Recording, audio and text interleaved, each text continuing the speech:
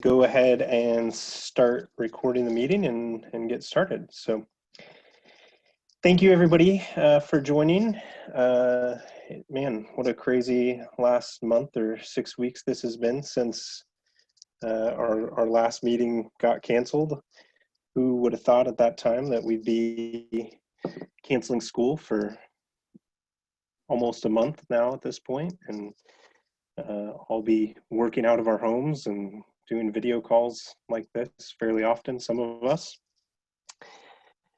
This is our school start times committee meeting. It is a public meeting, so there are people that can listen in live, although it looks like right now there's only one person doing that.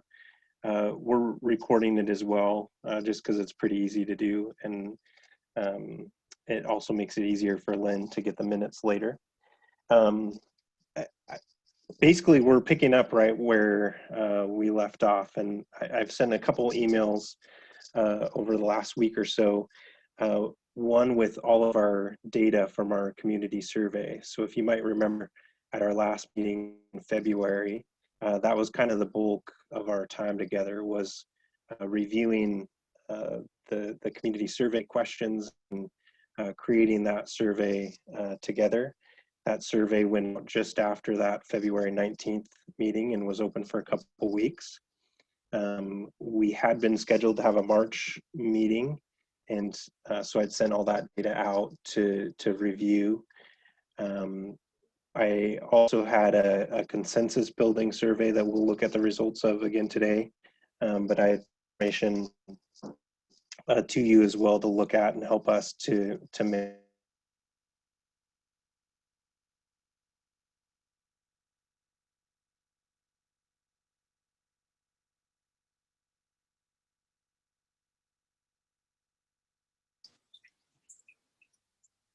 Seth, we lost you.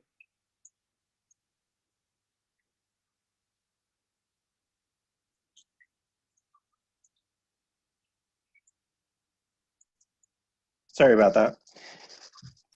My internet cut out there for a second. So the plan for today is to pick right back up where we would have been at that March meeting. And so let me share my screen here and you can see the agenda for today.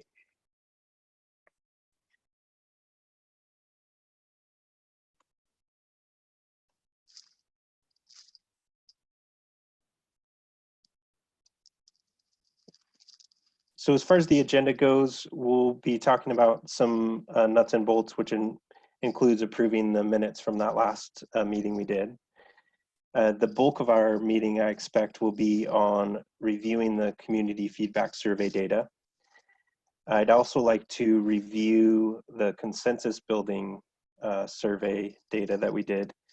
And then hopefully that'll help allow us to begin a draft recommendation and then wrap up. And as I mentioned in one of my emails, I've tentatively scheduled May 20th at 4:30 for a follow-up meeting if we need to. As many of you know, the of us meeting is to get a recommendation to the board. I think now that we've passed March, we could bring that to them at their May board meeting, or possibly also the June board meeting. So I'm looking for a motion to approve this afternoon's agenda.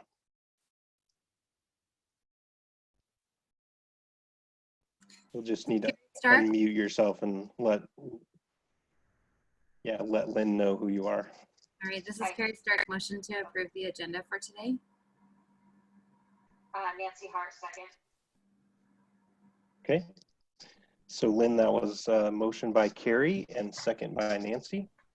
All in favor? Aye. Hi. Aye. Aye. Aye. Aye. Any opposed? All right, motion carries. And I'm going to stop sharing for just a second because I just remembered that some of you may not have used Zoom before, and so I wanted to help you get oriented to it. So some of it depends on whether you're on a computer or your phone, but on a computer, you should hopefully be in the Zoom app. Down at the bottom, there's a bar with controls, including at the bottom left, options to mute your audio or stop your video. If you have low bandwidth, you may want to just stop your video. That just cleaner. To the middle of your screen, there should be a participants tab. Allows you to see everybody that's on the call. Looks like there's about 20 of us right now. Also, there is a chat, and looks like Julie found it.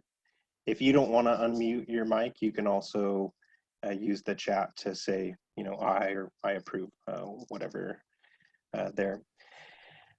There's also up at the top right, if you're on a computer, there should be a little option that allows you to go to gallery view, which is kind of nice. Then you can see everybody's cameras if they have them on, or you can just choose to keep it on the speaker. Other than that, this is set up a little bit different probably than some Zoom calls that you've been on. This is set up as a webinar, and the reasons for that are a couple. One, it's kind of a security thing. Each of you got a specific link for you. And so only the people that I invited are allowed to talk and contribute to this meeting. And that also allows us to more or less have a public option so that people could view the meeting just like they could if they dropped into Midtown. If you're on a phone, it's a little bit different. You would, if you're in the Zoom app, you would swipe side to side to change your views, and then you should be able to tap to get some of those controls I mentioned. But just wanted to mention that because I know this is a new experience for some of you. I've been on way more video calls than I've wanted to ever be in the last 6 weeks or so. So I feel like it's kind of second nature at this point. Thanks for approving that agenda. The second kind of item that we need to take care of is to approve the minutes from the 19th. And so I'd sent those along a couple different times. The most recently, I think, was on Monday. I sent a PDF copy of those minutes for your review. So can I have a motion to approve the minutes from our February 19th meeting?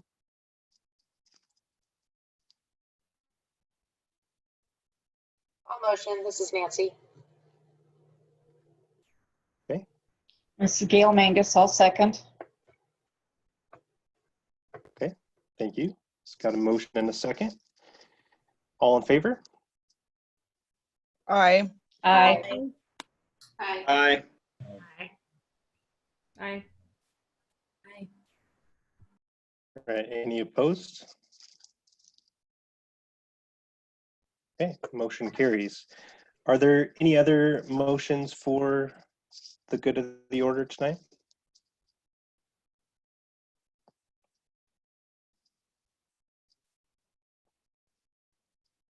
Okay. Just kind of a review of our norms, and this is a little bit different since it's a virtual meeting. Number one, to be present. I know that's a little bit trickier sometimes when you're at home and kids are probably there and will maybe be needing you, but as much as you can, try to be present. As always, be respectful of the people on the committee and their opinions. Share the airtime. We want to build consensus as much as possible. And then lastly, use a democratic process. So the other thing on a virtual meeting that I do is have people mute their mics unless they're talking, which it looks like a lot of you are doing already. So thank you for that. And then, if you have side things, you can always use the chat. That's helpful. As far as our timeline goes, it definitely is much different than it looked when we first started back in October. But to this date, we've had 4 meetings.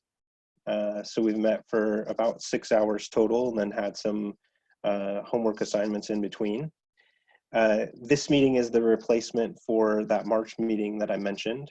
And then, as I mentioned earlier and over email, we also have an additional meeting May 20th if for some reason we need it. My hope is still that we would be able to wrap up a recommendation to the board this school year. So I wanted to take some time to review the community feedback survey. And so I'll pull up some of the information here. I had to do a little bit of work to pull all that out and make it easily digestible. And so in the email I sent to you, there was about 5 PDF attachments of survey results. One labeled school start time survey graphs has kind of the bulk of the data.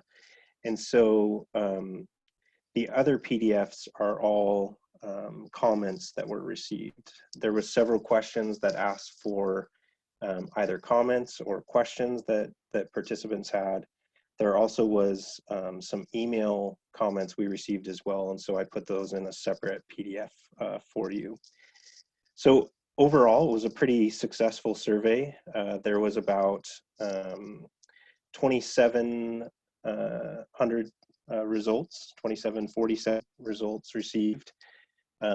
Really a wide range of opinions, as you can imagine.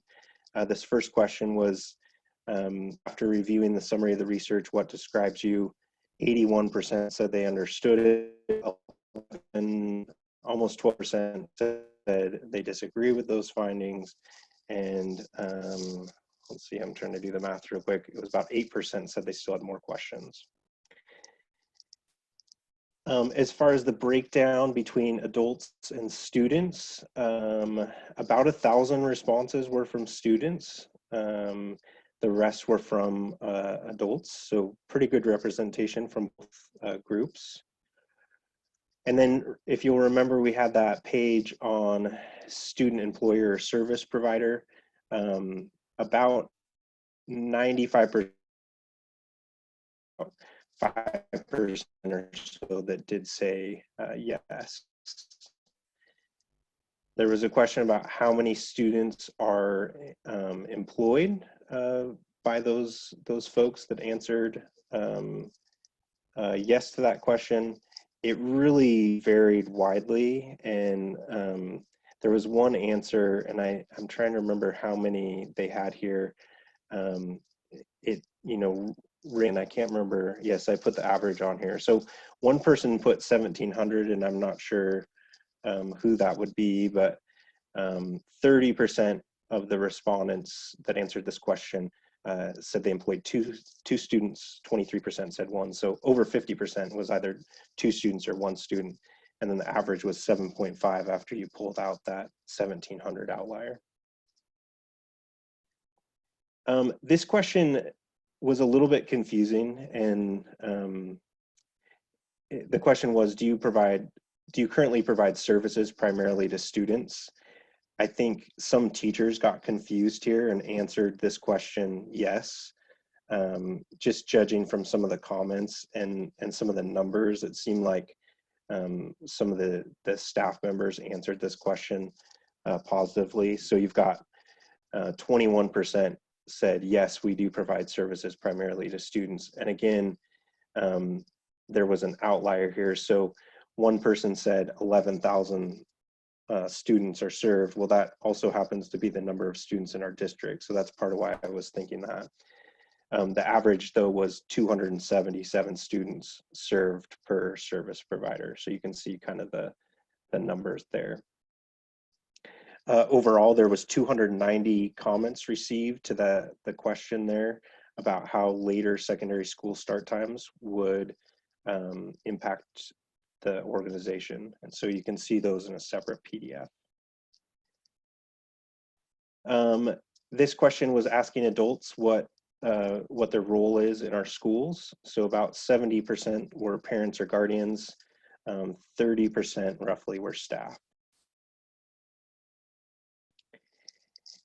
And then for this one, at which levels do you have students? They could choose any of these. So some of them might be represented multiple times here. Elementary students, middle school, and then high school. And you can see that 60% of those responses have a middle schooler or a elementary schooler, 43% a middle schooler, and about 46% have a high schooler. So again, pretty even split there. Now this is getting into the questions from parents. Do you have concerns about whether your students get enough sleep on school nights? You can see, and I think this is about 1,400 responses or so. Looks like it's about 550 of the elementary student parents say no, and then kind of ranging down to sometimes and yes from there. Then for middle school and high school parents, it's kind of flipped. You've got the majority saying yes, and then some saying sometimes and no. And I apologize, the percentages weren't on that one. Do you think fatigue affects your students' mood and behavior? These ones are pretty standard across the board here. Yes, being the majority of the answers.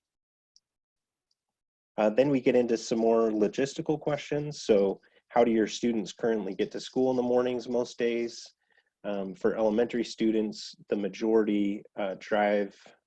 Well, they probably don't drive themselves, but their parents would drive them, or they'd get dropped off.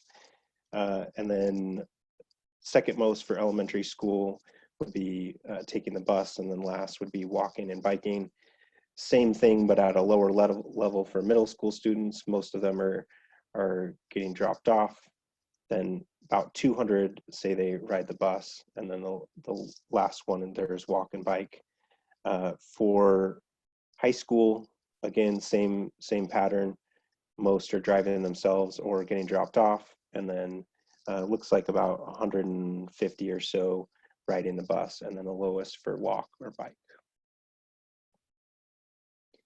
Same question, but just how does your student get home from school in the afternoons? Most days follows that same pattern. Most are driving or getting dropped off, and then the busing is second. Then we start getting into childcare. So do you currently have childcare for your students before or after school? About 76% of parents said no. The remaining 24% is kind of split up between, you've got about 12% saying yes before and after school, and then pretty even between yes just before school, yes after school. This question got a little hard to read the data because there was an option for other here. And so a fairly large slice of the pie here is, you know, all over the place because they could enter their own answer. But you do have about, of those people that had childcare, 32% said it's a family member other than a school-aged sibling. Another 32% said childcare provider like School Plus or Noah's Ark, something like that. About 18% said it's an older child, middle school or high school age sibling. This red slice here is a community program like Boys and Girls Club. And then of the little tiny slices, the others there, you know, some people said themselves, some people said, you know, like a grandma or grandpa, which, you know, that would have been covered in family member. Some said like a nanny or babysitter, so it was kind of all over the place for the rest of that. This question asked, if school start and end times are changed, would this impact your childcare needs in the morning? About 60% said no. 15% said possibly, 10% said yes, but positively, and then 14% said yes, negatively. Same question here, but for the afternoon, about 62% said no, 15% said possibly, can't read that, it's about 5% maybe that said positively, and then 17% said yes, negatively. So in the afternoon, seems like there's more people that would impact. If school start times are changed, this is about work schedules, if that would impact work schedules. 47% almost say no, 22.6% say possibly, 9% say yes, positively, and then 21% say negatively. Now we're getting into staff responses here.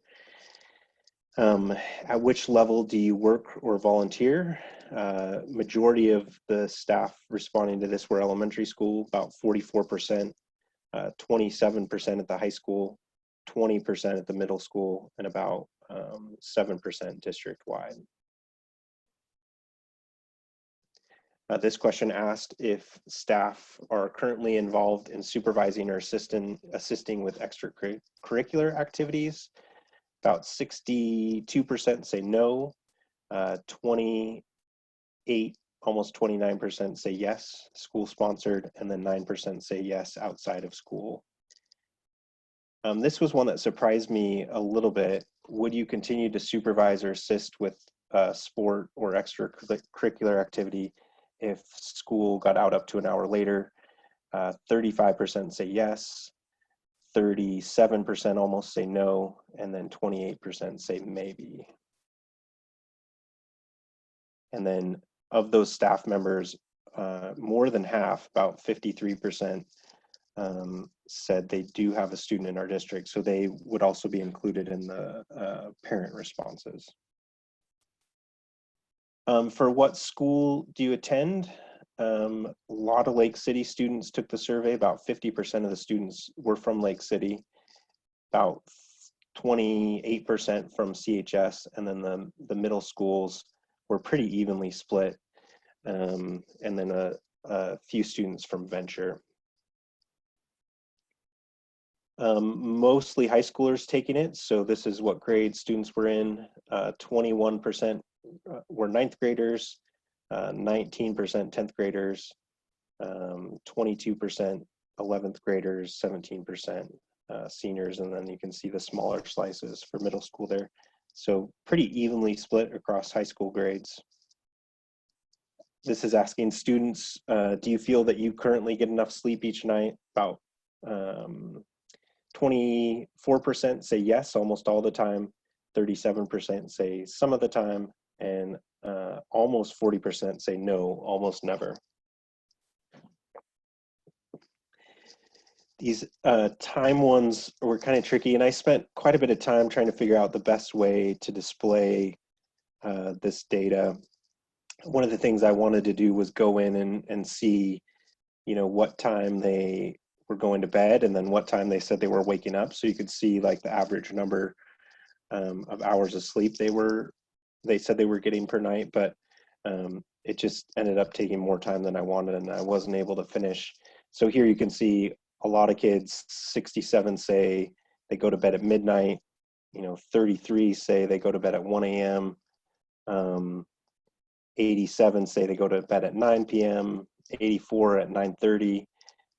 So the darker blues show you where some of the larger clusters are. A lot of kids going to bed between 10 and 11, I'd say. That's kind of where the majority of them land. Same question, but for waking up.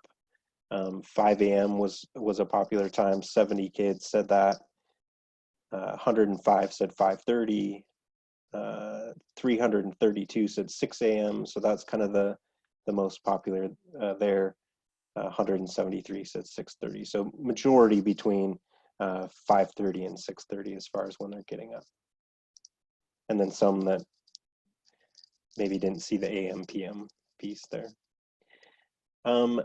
Do you currently have a job? 64% say no, and about 36% said yes. If school started and ended later, would it affect your ability to work? Pretty evenly split between yes, no, and possibly there, with 38% saying no, that would not impact their ability to work. This question is about, do you currently provide childcare for a younger sibling? About 17% said yes after school. About 5% said yes in the morning. So obviously more students are providing childcare in the afternoon. And then about 80% said no, don't provide childcare. We're almost done, and then I'll open it up for any comments or noticings that you had. Are you currently involved in an extracurricular activity or sport? Again, pretty evenly split, with about 37% saying yes, school sponsored. Same question, but for would you continue to do an extracurricular activity or sport if school got out up to an hour later? About 50% say yes, 26% say no, almost 24% say maybe. And then this is one of the last questions here. This asked all respondents, so this is both students and adults. What would your ideal start and end time be for secondary schools? The majority, 24.5%, say 8:30 to 3:30. 18% said 8 to 3. 14% said 7:30 to 2:30, which is about what it is now. And then 11% said 9 to 4. So that's for secondary school. And then the same question for elementary school, what would your ideal start and end time be? The majority, 28.5%, said 9 to 3:30. 20% said 8:30 to 3. 18% said 8 to 2:30. And then 7.5% said 8:45 to 3:15. And then there was other options in there too, but you know, that covers most of the responses between those 4 categories.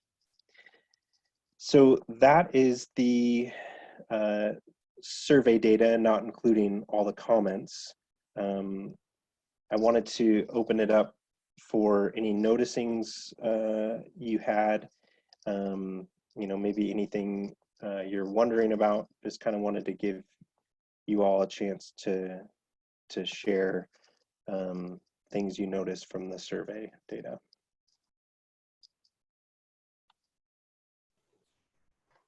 Yeah, hi Seth, it's Nancy. Quick question, maybe I missed it. I didn't see in that last bit what people thought would be an ideal start time for high school. We saw middle and elementary. Was high school in there? I broke it up into secondary school, so grades 6 through 12, or elementary school. So it was in okay, in the top one, yeah. So the middle school one is also the high school. Yep. Okay, sorry, I missed that piece. I'm one of those that's new to this platform. So that's okay. Bear with me. Yeah, I made sure in the question itself, because I knew some people wouldn't know what secondary school meant, and so I put grades 6 to 12 in the question to try and eliminate any of that confusion. But okay, got it. Thank you. Yeah. So asking again, I know that there are some logistical concerns with having all of the schools start around the same time, but looking at the date for the times that people were answering, it seemed like the 9 o'clock, the 8:30 and 9 o'clock time was the sweet spot for the majority of parents across all areas.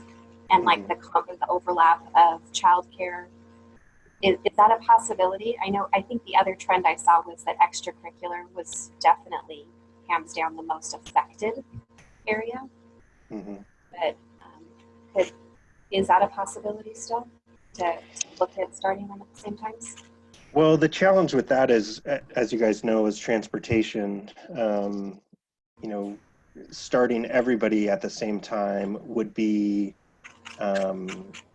difficult with keeping the number of buses the same.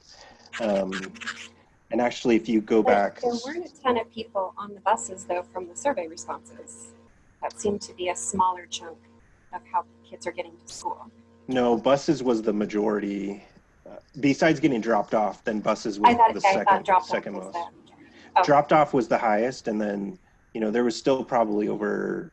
I'd have to look back at it. There was still couple hundred. probably close to 1,000 kids total. Let me look. I'll pull that page back.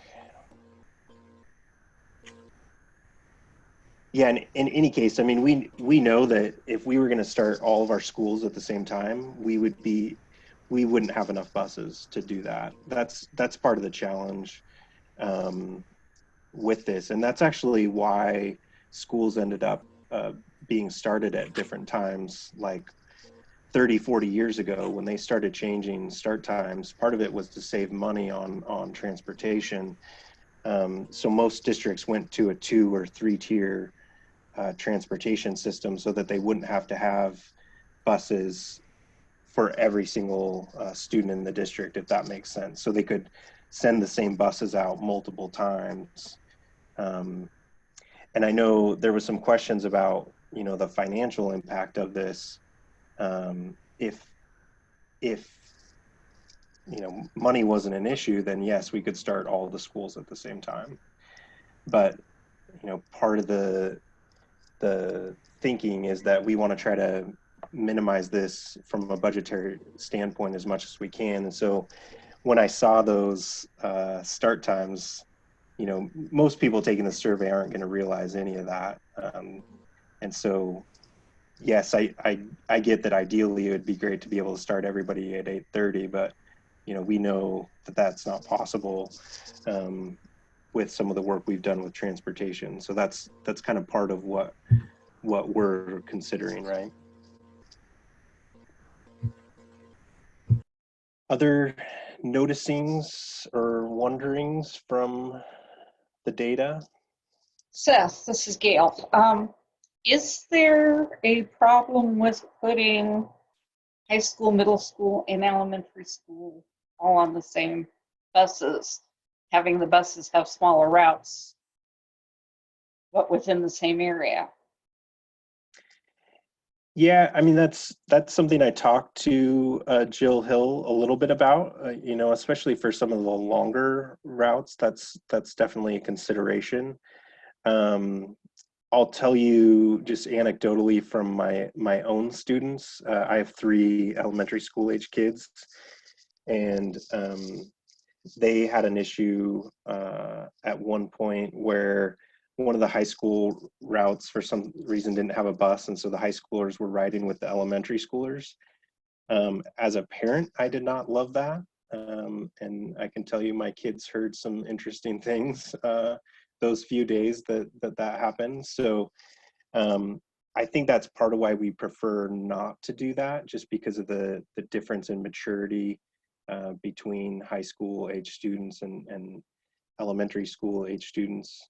So if we could get our high school kids to grow up a little bit more and be as mature as our younger kids, we'd be okay.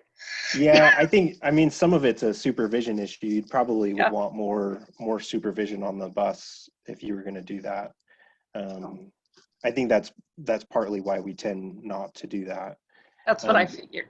The other reason too is that if you just look at numbers, about half of our students are elementary school students, and then the other half are middle school and high school students. So just from a numbers standpoint, it doesn't necessarily make sense to do like high school with elementary, or middle school with elementary, because that's just such a large swath of kids. So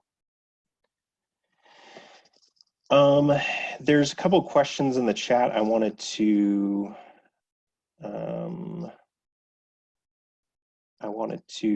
get to. Jenny asks if I think this is a representative sample from all stakeholders. Do the numbers for all categories of individuals provided lead you to believe that if we make decisions based on this data, it's an accurate depiction of our community overall? I think in general, it's a pretty representative sampling from across the district. One thing I wondered about was the student data, and and Lake City being so overrepresented, that kind of makes me wonder a little bit about the student data and how representative that is. I mean, you've got, you know, over half your student responses coming from one school. That could be a little problematic. You know, if you read through the comments, you could see it. We're covering a wide swath of people, and it's people are all over the place on this one. So depending on what our recommendation is, I think we're going to have our work cut out for us as a school district and as a committee, making people aware of why we're making the recommendation we are. So Jenny, in answer to your question, I tend to think the information from the adults is maybe a little bit more representative. The data from the students, I'd just keep that piece in mind, that you've got a pretty big swath coming from Lake City. The other thing I mentioned was on the service provider question. I don't think we can trust that question because so many teachers answered it. I think they were a little bit confused about whether they were being considered a service provider or you know, a staff member. I think the staff member questions came later, and so some of them saw that as their opportunity to really make their voice heard. So that makes that question hard to trust for me.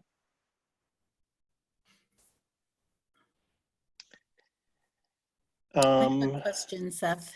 Yeah, go ahead. So how did the survey go out? I personally kept looking on Facebook, on the school district Facebook page, and never saw it appear on Facebook. So did this go out to the community just via school parent emails, or how did it get sent out to the community? So that, because like I said, I looked every day to see if it showed up on Facebook, right, and it didn't. And I don't think Scott's on right now. He would be able to answer that question more specifically than I would. I can't remember, honestly, if it went out on Facebook. I don't know that it did. I know for sure that it was sent by email to all of our parents. We also sent it by email to our staff members. We sent by email to our students as well. And then we had it posted in several newsletters. And those also were on the website. So I can't answer the Facebook question though. I'm right. Sorry. If Scott was here, I'd be able to tell you for sure. But I'm sorry. The reason I bring it up is because I don't know that we got a true community feedback if it only went to people that are involved in the school. Right. Right. Yeah, that's a good point. I'm just looking at other comments that people made in the chat. Are we going to take into consideration the comments made by everyone that filled out the survey? I mean, I would definitely read through them because I think you're going to get a good idea. Can you hang on one second? I think you're going to get a good idea of kind of what people are thinking.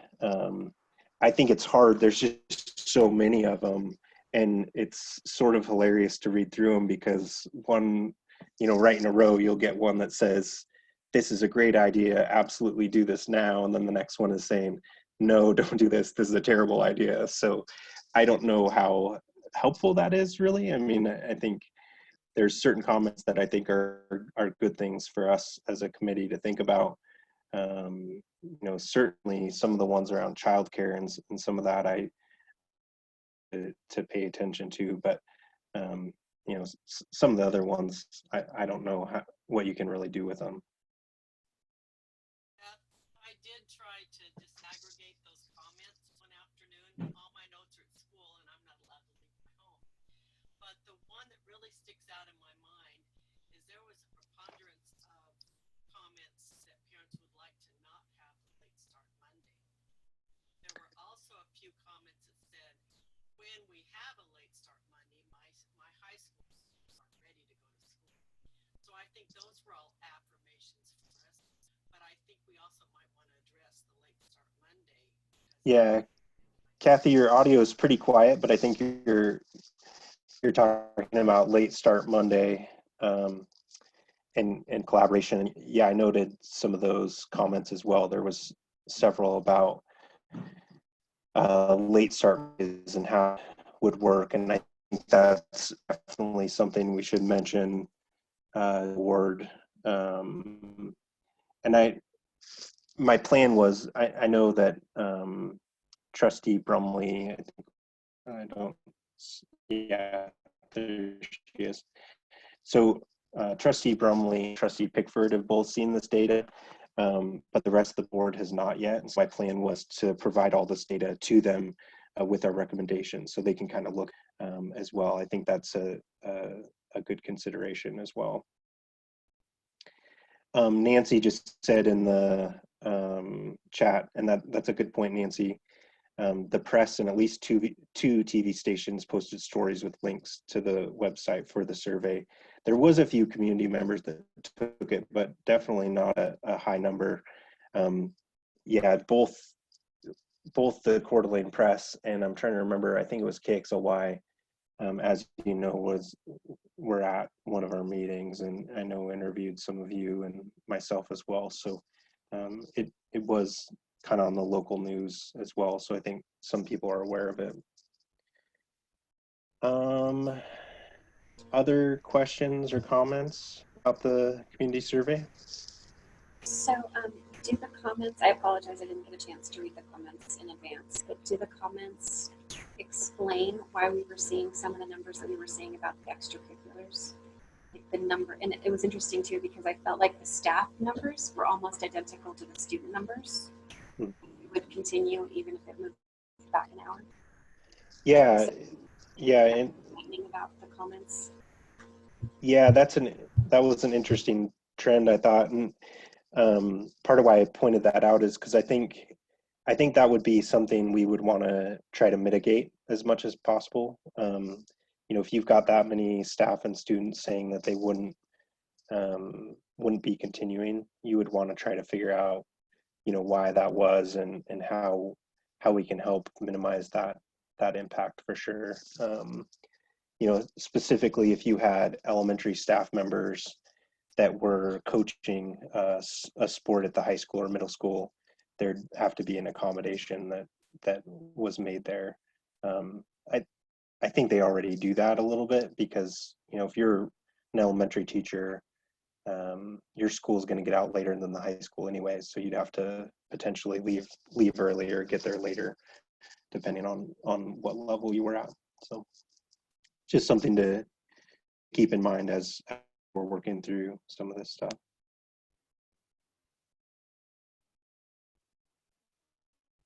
Other wonderings or noticings? I did notice about the childcare provided by another student. So there was a higher percentage in the afternoon of students providing childcare to family members. Mm-hmm. So if the start times would change, then I'm sure that would also change. Mm-hmm. They would need more child care provided by a student. Mm-hmm. Obviously, in the mornings it would probably switch, and they may have more need for childcare provided in the afternoon. Yeah, and I know that was something that group talked about at length, was the number of childcare seats, and I think that data kind of fleshed that out a little bit. You know, knowing where we would have the need, it would probably be, you know, in the morning you would just take that and kind of flip it if that's what we're going to do. Yeah, that stuck out to me as well. Mm-hmm. Well, I'm really pleased that it seems like our survey supports the research. I mean, that's what it looks like to me with starting the high schoolers and later in the junior high, a little bit before, and elementary earlier. That's what I'm seeing with all the surveys. And I have 2 high school students, and both of them participate in sports. And so of course they took the survey, and I actually talked to all of my friends that have kids in the school system, and they all got the survey. So every parent that I talked to received the survey through their school. email. So I feel like it hit the parents that actually have kids in the school through the school Skyward emails. So I was really pleased with that. And then I did see the paper and I saw the news. So I felt like whoever wanted to take the survey had access to the survey. So there's a lot of people that are that don't use Facebook that I know. And there's a lot of students that don't use Facebook. So I thought that it went out to everyone, and whoever wanted to participate had the opportunity. So I agree with what Teresa said. I'm sorry, this is Julie Leonard. My only concern with that, just even with us going remote, there are a lot of parents out there that, yes, maybe the survey was available, but they don't have the capability of taking it, or they don't have the internet, they don't have that. So I think there is a population maybe not represented in the survey. Mm-hmm. I don't know how it will impact them, whether it's negative or positive, but I just want to be mindful of that there is that sector of our demographics that probably didn't have the same opportunity. Right. Just as I guess a comment, I don't know. Yeah, and with a survey I recently did for Chromebook and internet access, we actually did a printed copy as well and then passed that out at certain locations. So that would have been a little bit tricky to do with this, but that's one way to kind of make up for that, I guess. I would like to just comment on, I guess these survey results are just pretty expected for what I know about other towns and districts that have gone through this transition. It's really expected that you're going to have about half of people kind of oppositional to the idea of change and just not wanting to mess with things, just leave it as it is. And you're going to have about half of people that are seeing the struggles and think it would make sense developmentally to make the shift. And then as education becomes more and more available to the community, you tend to see a shift where more and more people become supportive as they learn that we have 20 years, 25 years almost of hard data on this issue and all the recommendations through different health agencies. And I think it starts to become a little more supported as people become more informed. But I'm I expected completely through the comments, like I did read pages and pages of those comments, and it's like 50 yay, 50 heck no. And it's like just super divided. And so that's just been the norm. And almost from my study of all the case studies that are kind of well documented, how this transpired in the community, I'm not surprised that the data looks like it does. It's actually a little bit more positive than I thought it might be. So anyway, I just think it gives us that expectation that this is a hot topic, and it creates a lot of emotion-driven opinion and fear and anxiety in people about change. And that's just something we have to navigate through, answering questions, providing data, educating, reassuring that considerations like childcare, after-school programs, athletics are all being considered, and hopefully from a scientific frame, what we know works and doesn't work for kids. So anyway, I just wanted to say, this looks pretty expected as far as how most communities feel about embracing this. I agree to an extent, but I don't think people are disagreeing because they don't want change. I think they're disagreeing because of the childcare issue, and because many of the kids, and I know my high schooler and my son going up into high school next year, they don't want to stay later. They're getting enough sleep. They're waking up when they're supposed to wake up. And I control their electronics off by 10, so I don't think they're saying no because they don't like change. I think they're saying no for good reasons. Well, They're definitely, sorry, go ahead. Was that Christina?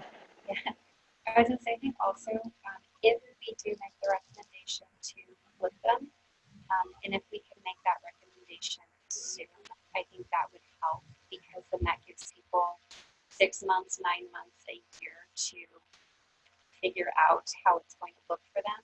I think then you have a better opportunity to get the public buy-in versus telling them in June and in September they're going to have to figure out different schedules for every part of their life. So I think that's something that can work in our favor.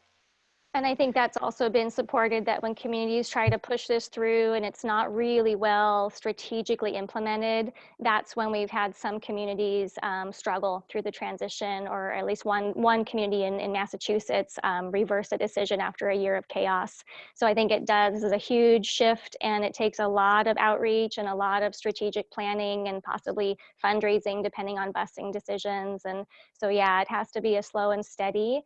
I just wanted to respond to Dawn. I think it's awesome that your kids are able to sleep on a schedule that works for them. I just want to point out the huge amount of data we have that shows that when school starts before 8:30, at least 70% of teenagers are sleep deprived. And if we see that number shifted to 7:30, the number of sleep deprived students is massive. And so there is an anomaly of adolescents who remain early birds and can go to bed at 9 or 10 and fall asleep and get up at 5 or 6. But that is the vast minority of adolescents, just based on the physiology that teenagers are living with. And I don't want to get too far off track here. I want to kind of stay with the survey data. One thing that Christina was saying before was, it looked like some people couldn't hear. She was talking about the recommendation being made as far in advance as possible to give time. And I saw also that Dawn mentioned an open house, possibly like a forum like we had for the boundary, like the boundary change. That would definitely be something to consider. And I think, depending on what happens next with the board, that would be probably part of the outreach, just like we did with the boundary. There'd be a lot of communication and open houses and things to be done. So are there other comments about the survey or any of the comments? I'm not going to actually go through the comments. You can read through them. There's so many pages. It actually was a little bit overwhelming trying to put those together in a form that was consumable. Because when I first kind of copied and pasted it, it was like 100 and something pages long, and I didn't think that would be the easiest way to read it. So then I ended up breaking it up by question and kind of putting it in a table and cleaned it up a little bit so that it made it easier to read. But other wonderings or comments on the survey itself?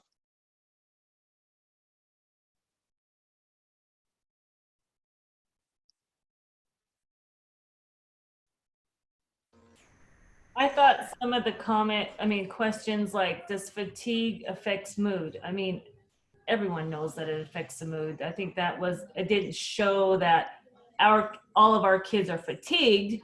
It just says, in general, fatigue affects mood. I mean, you can see that from newborn all the way up to, till you die, So I think some of the questions were pretty generic.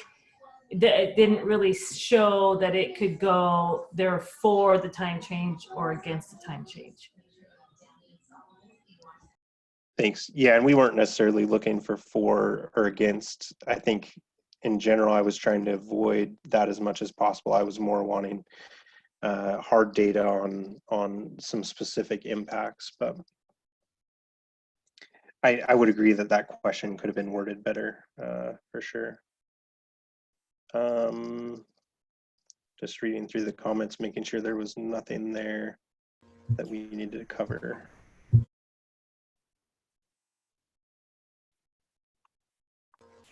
I'm wondering how different the results would be if we sent out the survey now that so many parents are dealing with their learning situations at home versus that structure of a schedule. I'd be curious to see if people say, yeah, my kid naturally gets up in the morning, or my kid naturally does better in the afternoon.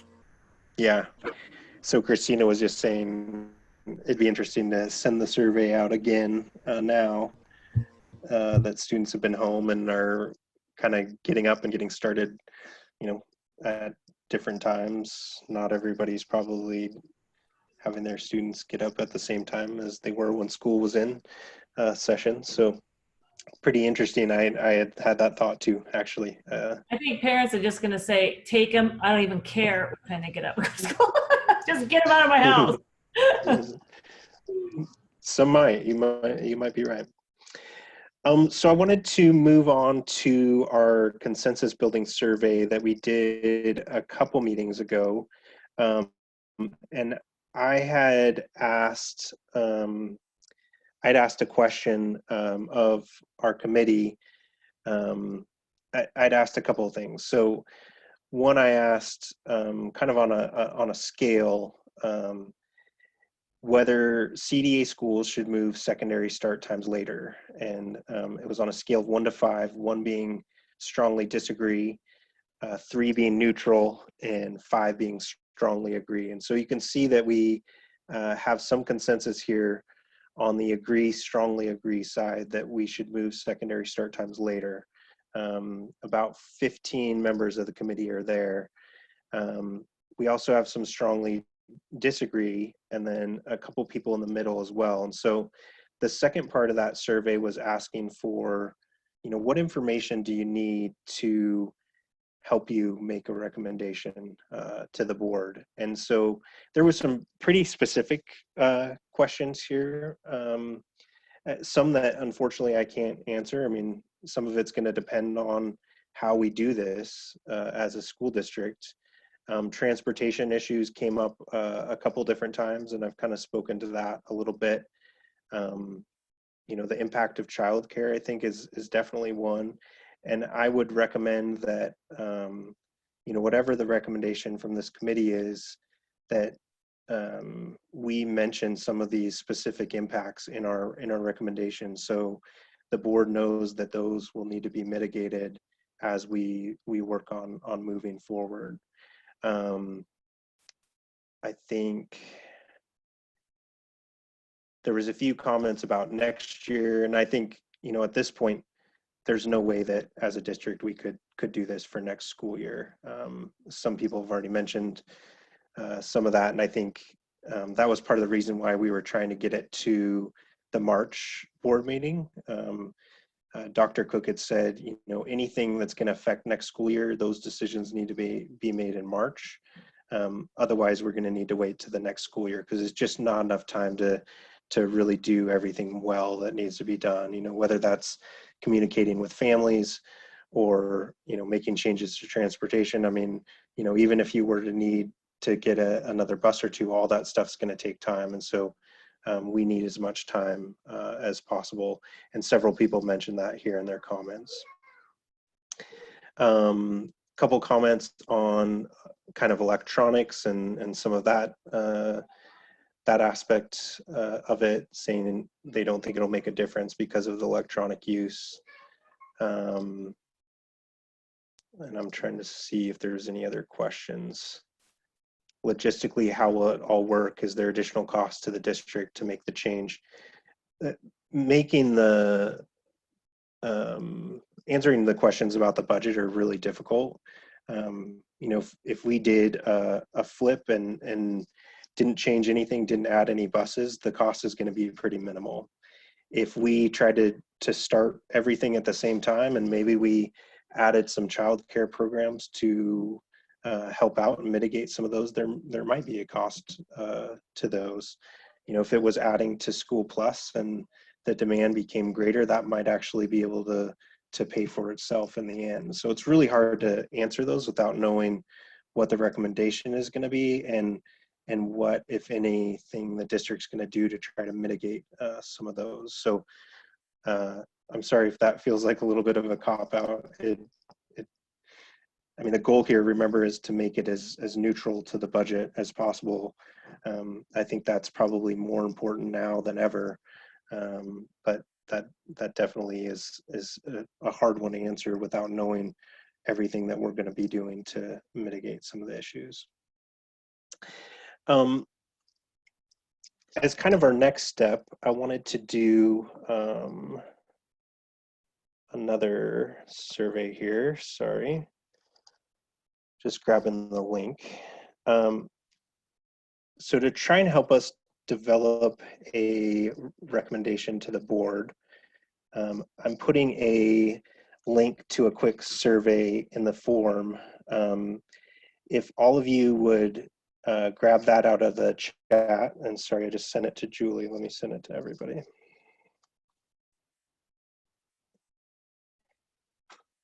It's just a quick form. It has just 2 questions, kind of similar to the one we did before.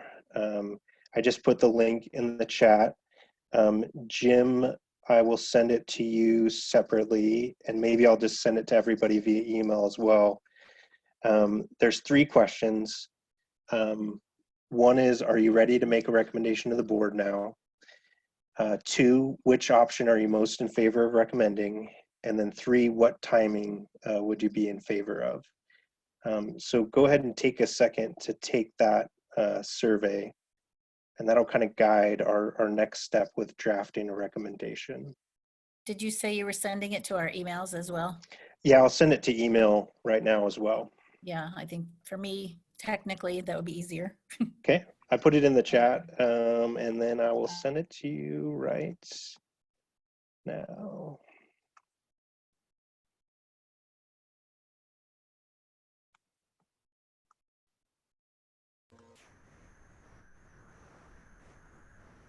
A little off topic and requiring a little bit of mind reading, but is it looking as though we're going to go back to school in the fall? I know some school districts are already talking about it being a possibility that we'll continue remote through the spring. Yeah, I don't think I can answer that now. I don't know that anybody could, honestly. I'm planning for a lot of different scenarios because everything's changing all the time.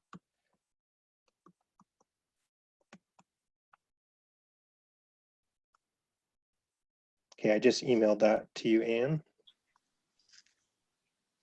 Hey, Seth, what I would offer on that question is just that at our workshop on Monday night, the comment made by the superintendent was that there's every intention to start school in the fall.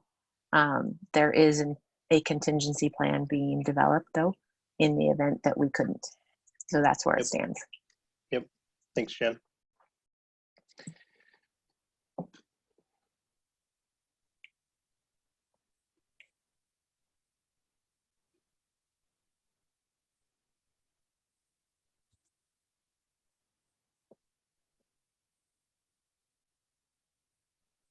Seth, did you need to do something different on my end? I was able to get into that survey just fine. No. I've got 12 responses so far, so I'm just waiting for more people to be able to answer. I emailed it to all of you too, so.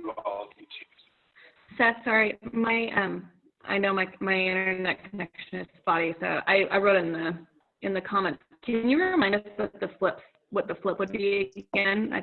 My notes are not with me. What would be the flip times if we flipped the meeting for elementary and?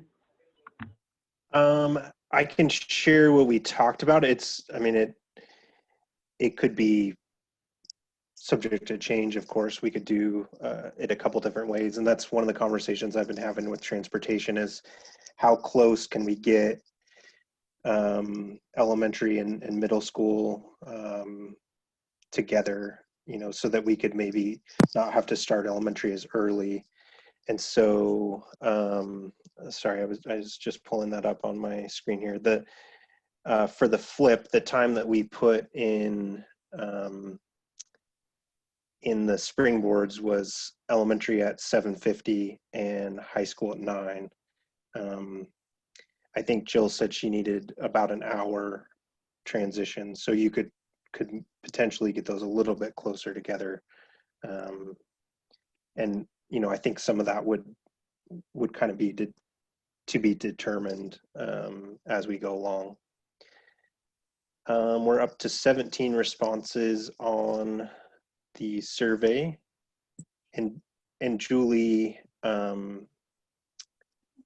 we just need a quorum, and we've got a quorum in this meeting, so there's at least 20 committee members here, so we could make a recommendation tonight if we needed to, or that's why I also scheduled the 20th as well. So Seth, hi, it's Nancy Hart. Just real quick, I went back and looked at our transportation notes from when Jill visited or met with us, and Nick, yeah, you're still here, and Caitlin, you guys jumped in on this too, but the notes we had made from what Jill told us was she has to have an hour and 20-minute bus turnaround time from the first bus to the last bus in the morning and the afternoon to be able, given the current busing fleet and the current funding. She had to have an hour and 20-minute turnaround time. And so that was when we mapped out the flip to look like elementary starting at 8 and middle school at 9:20. So which is a little within 10 minutes of what you had just said, but that was the one thing Jill did point out to us given the current.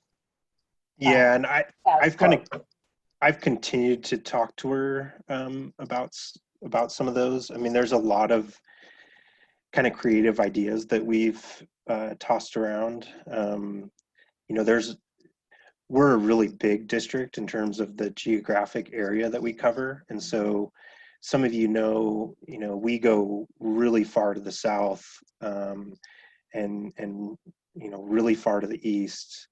We even have some routes fairly far north as well. And so you've got, you know, 3 or 4 routes for elementary and 3 or 4 routes for secondary that are making really long runs. And so we've kind of been talking about those and how we can figure those out. Nick asked, is it still an hour-and-a-half turnaround with new boundaries? I think some of the hope with the new boundaries is that we'd be able to minimize some of those.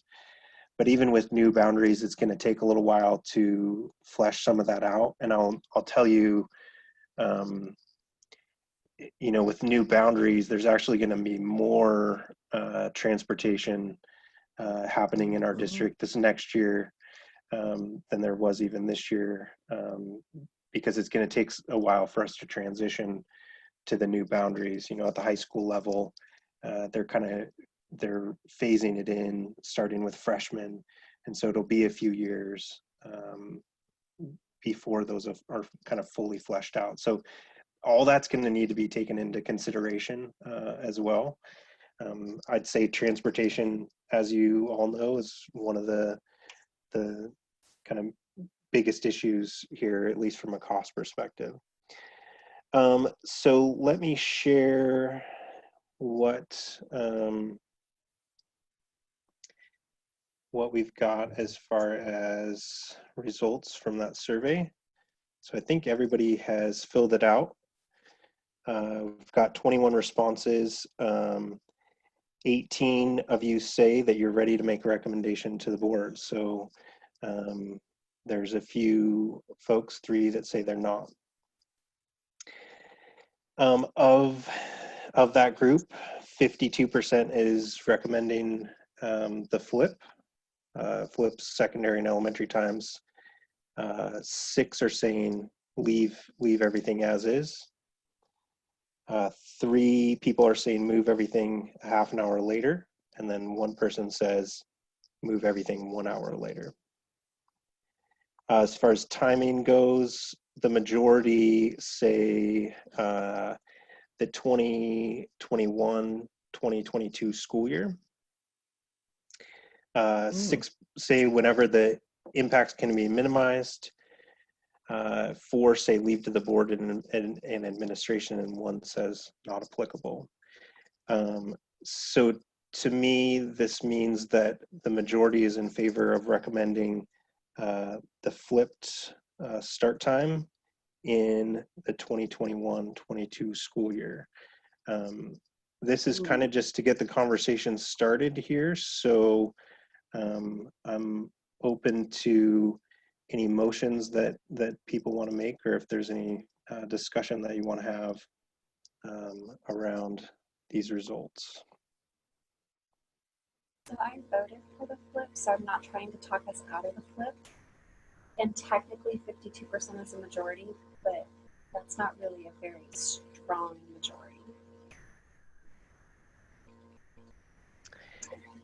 Depends on how you look at it, Christina, because I mean, if you look at it compared to any of the other options, I mean, it's double the next closest. Twice, so yeah. And like I said, I'm not trying to talk you out of it because that's what I voted for. But I think also the board is probably going to want to know that there's community support. And I think we really well represent the community as far as the different types of people that are on this committee. Yeah. Could I ask, could Trustee Brumley, since she's on the call, I don't want to put you on the spot, but could you chime in on that as a board rep? Sure.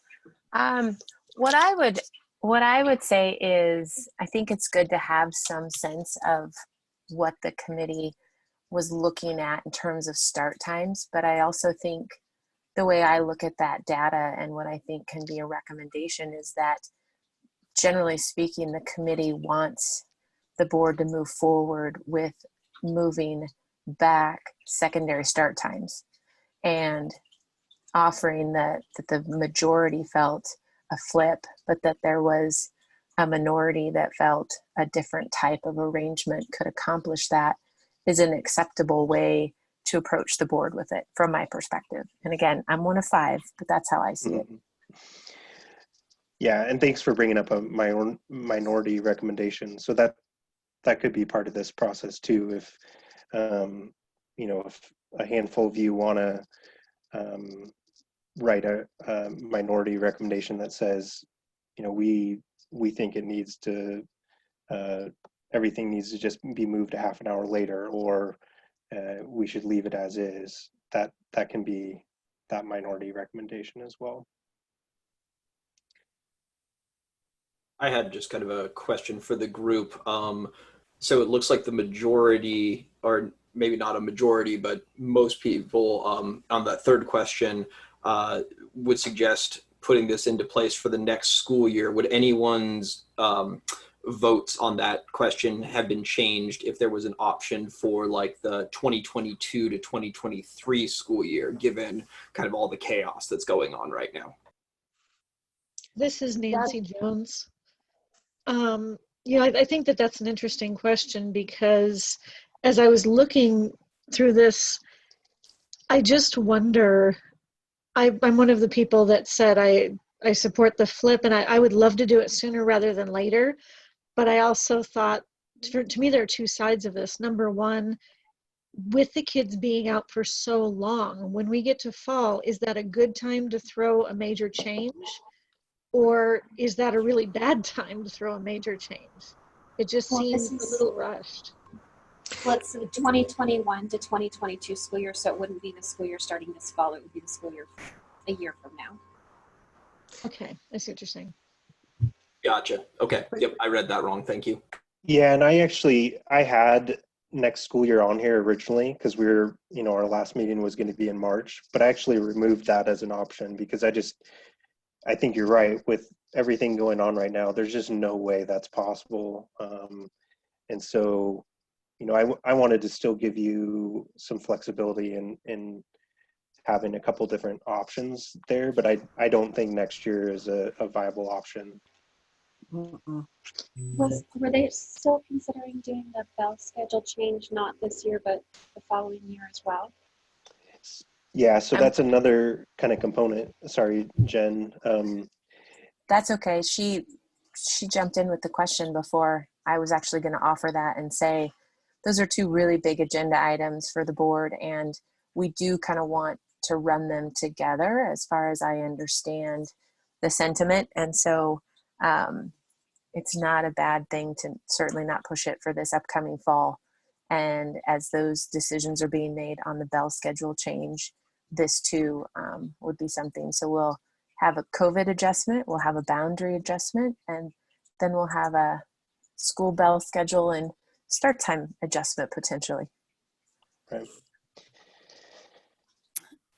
I have a comment. Go ahead. So if you were going to buy a car and you were thinking that the car was going to cost $25,000, but you're not really sure, maybe it's going to be $30,000, maybe it's only going to be $27,000, but we really don't know for sure, would you purchase that car? And also, if you didn't know exactly what the accessories were going to be, maybe it's going to have all-wheel drive, maybe it's not.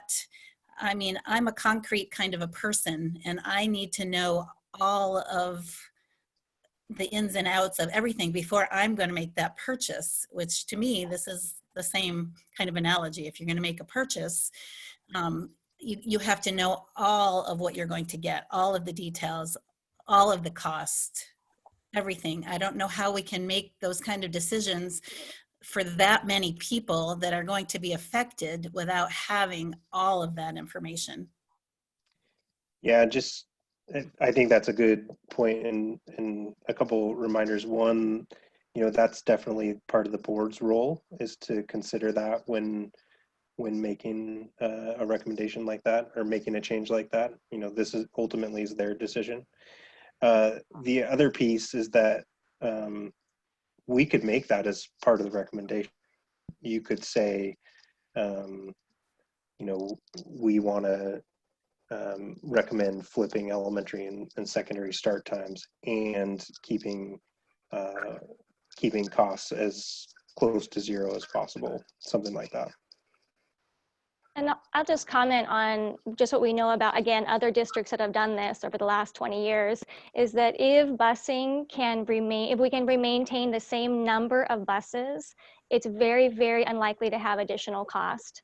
And so, like we talked about School Plus possibly, but very often districts have found they can make this transition with no out-of-pocket cost if they can maintain the same number of buses. The one cost we might consider living farther north is lighting for the athletic fields if needed, and possibly some childcare options, but typically those can be pretty minimal.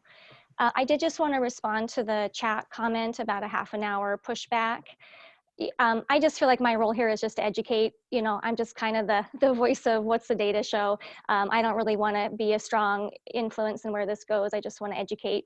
And so what we do know is that there are 16 lead health agencies in our country that have strongly worded policy statements recommending that middle school and high school not start before 8:30. And what we do know is that if we only make a minimal change, say 30 minutes, where we're starting now at 8 a.m., is that we will not see the payoff as far as academic improvement and mental health and behavioral improvement and physical health improvement. And so the take home from all these other schools that have kind of been the guinea pigs doing this, well, there's over 1,000 districts who have done this. But early on, we found that if you're gonna do this, plan it thoroughly. Get as much community education and support as possible. Take the time it's needed to make sure this is strategically mapped out, cost and busing and everything else. And then from there, we're able to kind of get the backing behind this to implement successfully. But they kind of say it's more bang for your buck, the more you can move toward that after 8:30 start time. So if we only move it to 8, we're not going to see the payoff community-wide. Then if we're able to move that to 8:30 or 9 o'clock, or sorry, beyond 8:30. So ideally, the other recommendation is not to have elementary start before 8 a.m. So if we're just basing this on what we know about child wellness, elementary would start at 8, and we would have high schoolers after 8:30, hopefully more towards the 9 o'clock mark. And so I just want to always come back to, like, what do we know and how can we base this on what we see work and not work when this has been done elsewhere. So thanks. Thanks. And Sarah, this is Deborah Wright. Sarah is right. My granddaughter in North Carolina, she started, except the busing was a little early, she started at no later than 8, and she had to be at her bus stop at, I think it was 6:30. But it's been going on over there, and I did talk to some of our friends that are over there, and it's still going on. So May is 21 years old, and so that's been going on for at least 15 years. So I agree with Sarah. I have seen it. It's just you have to get everybody together and make sure it all works out. Okay, so just a reminder, we've got about 10 minutes left in this committee meeting. Just a reminder, the floor is open for a motion if anybody so desires. I would like to do a motion that we adopt what we voted on here, because we have over 50%. We've taken your survey and it shows here, so I motion that we present that to the board. So the motion would be, sorry, I'm just trying to clarify. So the motion would be, which option are you most in favor of recommending? Here we have 52.4% saying flip it. And then the motion would be for the timing for the 2021 school year. And that's what I would motion for, that we move ahead with that. Okay. So that was Teresa Mullen, Lynn. And I second it, Deborah Wright. Okay. So we've got a motion and a second. Is there further discussion? Oh, hi, this is. Go ahead. Go ahead. Okay, sorry. And maybe this is a policy question, I'm not sure. So if we recommend, and maybe this is a question for Jen, to do a total flip, then could the board have the leeway to adjust those times? So instead of 7:50, it's 8 o'clock, or you see what I'm saying? Right. Yeah. Yeah, I wouldn't recommend doing an explicit time in there. We'll have to figure some of that out with transportation. Obviously, I think there's still a little bit of unknown there as far as how close we can get. So I wouldn't recommend putting any times in your recommendation. If you just say to flip it, I think that'll be enough. Okay, thanks. That answers the question. Okay, Seth, I had a question too, because there were some options that weren't actually covered in your survey. Do we have the option of, at this point, sending a recommendation that says that we do agree that the secondary school times do need to be changed to a later time, that more research and information needs to be covered, or brainstorming to come up with what might be the best solution? I would like to see more discussion. I mean, the boundary thing, there was so much community involvement and meetings, and this is just as big as that is. And I think there needs to be more community input, having people come and talk if they would like, before we make a recommendation. But I think that you're missing that the recommendation to make the boundary change went to the board, and then they started with all of the open houses and the town hall meetings and all of that. So the recommendation has to go to the board before there can be more community input than just a survey. So with the recommendation, when you say that you want to recommend it starting later, does that mean that we're going forward with it starting later regardless of community input? No. No. No. So right now, this is to make a recommendation toward the board will make a final decision, and part of that will be public meetings. So there will be opportunities for input. It will be out for review. Especially with this going to the 2021-2022 school year, that gives a lot of time for that type of feedback. So just remember, this is a recommendation to the board, and then there's a whole nother couple of steps to the process once the recommendation's made to the board. Based on what Sarah said a few minutes ago about the recommendation for the medical recommendation, or sort of what the research is saying, is that elementary starts around 8 and then the secondary starts 8:30 or later. That's a little bit different than just a flip. And I agree with you. I don't think we want to put a super detailed, it has to be at this time, recommendation in front of the board, but that's probably something we need to consider, though, is if we say just a straight flip, and I think we voted the flip because that would be the least impact, most likely. But if we then start the elementary school kids at, is it 7:30? Is that going to cause negative fallout? That's good. Yeah. Then we're going to have to come back and reassess again in 5 years. And I'll tell you that the board is aware of all the research that we've been looking at. So some of what Sarah talked about, the board is well aware of that as well. So they would take our recommendation as a jumping off point, but they will amongst themselves. So we have a motion on the floor.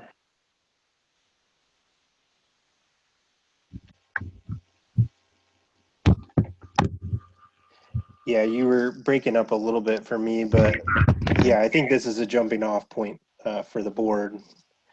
And, you know, then they're going to take it and go from there. I mean, yeah, it'll be a discussion for them, just like we're having now, that this will be kind of an ongoing thing after that. And I'll just follow up on Dawn's concern. I think once we make a recommendation to the board, then it becomes a hitting the pavement public education movement to try to get parents understand the pros and cons for their kiddos. And then for me personally, I super believe that you're right about cell phones and electronics, and poor sleep hygiene is what we call that in psychology, our habits to promote good sleep. And so I really do hope that if this becomes a recommendation, actually creates a space for me or other child health professionals to be able to help parents with some guidance. I don't know why I just lost you guys. So I hope that there'll be a chance to really help parents not only accept why the change is healthy and safer for their child, but what they can do to really make the most of this chance and get better family practices in place to promote good sleep. Okay, thank you. So we have a motion and a second, and we've had some discussion. Any further discussion?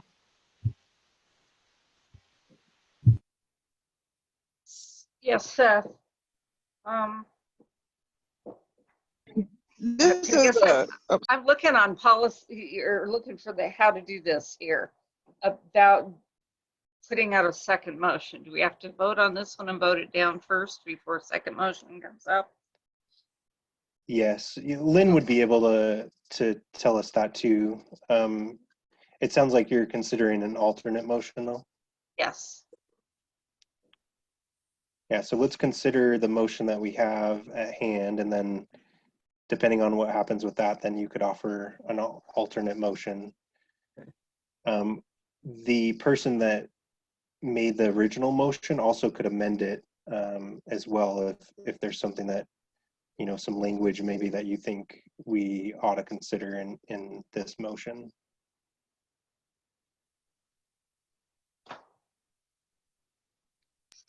This is Caitlin Thompson. I would like to put in a motion that we wait to recommend anything until the 21-22 school year. Okay, and that's definitely already part of this motion, is Right. the timing was for the 2021-22 school year. So Well, was she saying to implement it 2021, or was she saying let's table the conversation completely until we get back into the next school year? do you want to clarify that, Caitlin? Yeah, like I think you mentioned before, like coming to the board with the decision that we were supposed to on their March 16th meeting, and now we're facing the pandemic and the COVID and the boundary reviews. I don't see it feasible recommending starting like September of 2020. I think it needs to wait until no, that's why 2021. I agree. That's why I removed that. Yep, I removed that Yeah. as an option because there's no, once we passed March, there was really no remove way. notion then. Thanks. All right, any further Thank you for discussion? the clarification. To make it clear, this is for 21-22. Correct. Right? Yep. Yeah, Okay. a year. Yeah, that's what I thought. About 18 months from now. Okay. Yeah.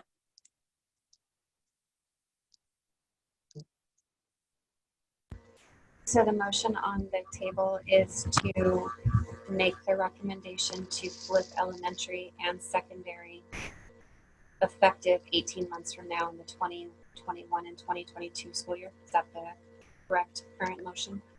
Yep. Yeah. So the current motion on the table is to recommend to the board that we flip elementary and secondary start times with a start date of September 2021 in the 2021-22 school year. Okay, Right. I'm going to call for a vote. All in favor? Aye. Aye. Aye. Aye. And if you could just put it in the chat, and that's going to make it easier for Lynn. If you want to say aye in the chat, just so we can record the vote. Okay, how do I get back into the chat? Deborah Wright, I'm saying yes. Okay, thanks, Deborah. Any opposed? Nay. And same thing, you can put it in the chat, please.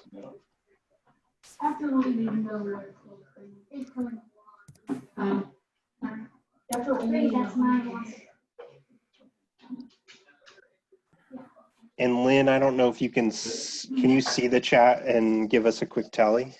I don't know if mine even registered. I saw yours, Ann. I'm having a little bit of difficulty only because I have one screen, my laptop, and trying to have multiple documents open. Christina, I'm trying to quickly Would scan it be easier here. to do a roll call on it? We could do a roll call. Yeah, that's a good idea. Let's just do a roll call vote. So when I call your, should I go down the list of go ahead. names that I checked off as being in attendance? So, okay, starting with Dawn. I oppose. So that is no. Sarah Morrow. Aye. Yes. Sherry Bullock. Aye. Carrie Stark.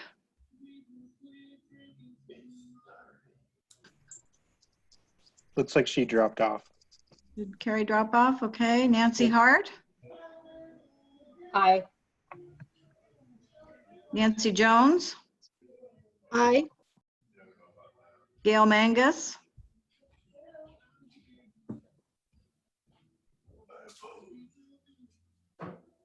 She said nay. Sorry, yeah, nay. It's nay. I'm sorry. I didn't realize I got muted again. All right. Thank you. Rebecca Smith. Aye. Teresa Mullen. Aye. Caitlin Thompson. Opposed. Deborah Wright. Aye. Julie Leonard. Aye. Kathy Johnson. I'm sorry, I can't hear you, Kathy. It was a nay. Thank you. Ann Wheelock. Oh, sorry. It was a yes. Kathy Sorry, Johnson Kathy. was yes. Yes. Okay. Ann Wheelock. Nay. Jim Dannon.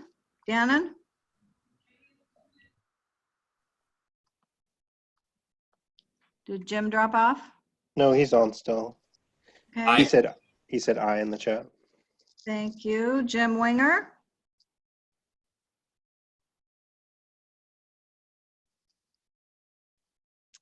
He's still there. He's on the phone. No, he called in on the phone, so I can't see him. Yeah, I knew that.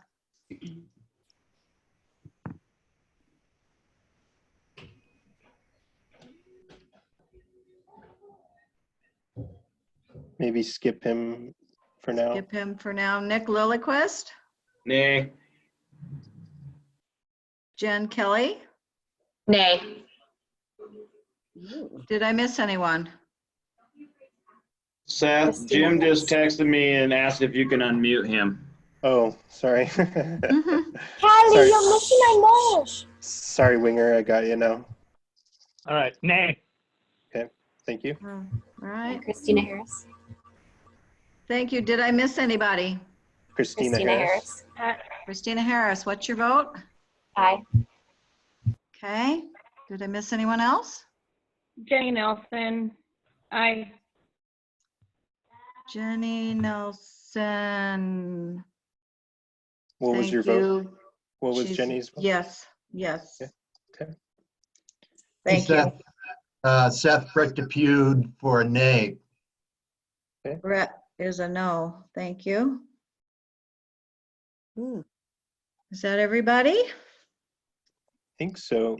All Kathy, did I get yours right? Were you a yay or a nay, or were you trying to abstain? I didn't I catch that. abstained. Okay, Can Kathy you hear me now? abstained. Okay. Yeah, no, that was Okay. perfect, loud and clear. Kathy Johnson abstained. All right, let me do a quick count. 1, 2.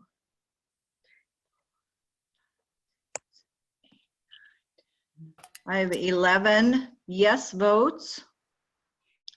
1, 2, 3. 8 no votes and 1 abstention. Okay. So what I would like to do, since we're already past time, and I appreciate all of you. I see some of your kids are starting to come. Where's dinner? What I would like to do is I'll use what we discussed here tonight, and I'll use the survey to draft recommendation to the board. And then those of you that voted against, I'll talk to you about a minority recommendation as well. And then I'd still like to have the meeting on May 20th so that I can get those draft recommendations in front of you for final approval before they go to the board at their June meeting. The other thing that I would ask is that if any of you want to be a part of that June meeting, to either present the majority recommendation or the minority recommendation. That meeting is the first Monday in June. I would welcome that so I don't have to do everything all by myself, although I'm happy to do that too. I'll be there anyways. It may be actually a virtual meeting, which would make it even easier. But I'll draft up the recommendation and then bring it back to you at the May 20th meeting, and I'll be sending an invite for another meeting like this. Thank you so much for hanging in there with the technology tonight. I know there's a learning curve here, and it's a little bit of a challenge to facilitate a meeting with so many people, but I thought it actually went pretty well, and I appreciated all of your thoughts and discussion. And always, I thank you for your time on this important topic. So that's all we had for tonight. Thank you again. I hope all of you stay healthy and safe, and hopefully we'll be seeing each other face to face before too long. Bye, guys. Bye. Bye. Thanks, Seth. Have a good Same night. to you. Bye, everyone. Thanks. Okay, good night. Bye. Thank you.